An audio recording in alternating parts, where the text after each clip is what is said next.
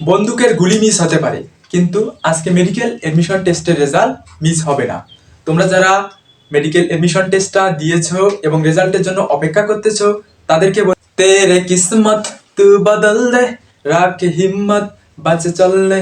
সৃষ্টিকর্তার উপর ভরসা রাখো এবং রেজাল্ট পর্যন্ত অপেক্ষা করো।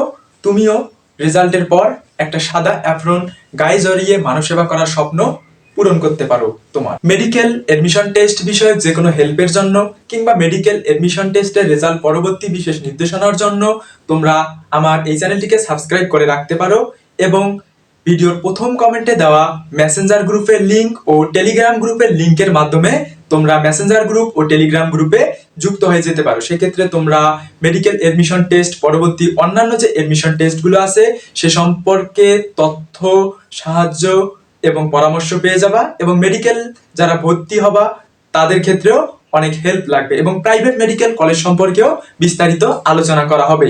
তো তোমাদের সকলের জন্য শুভকামনা রইল। তোমাদের ডাক্তার হয়ে মানব সেবা করার স্বপ্ন পূরণ হোক। Thanks for watching my video.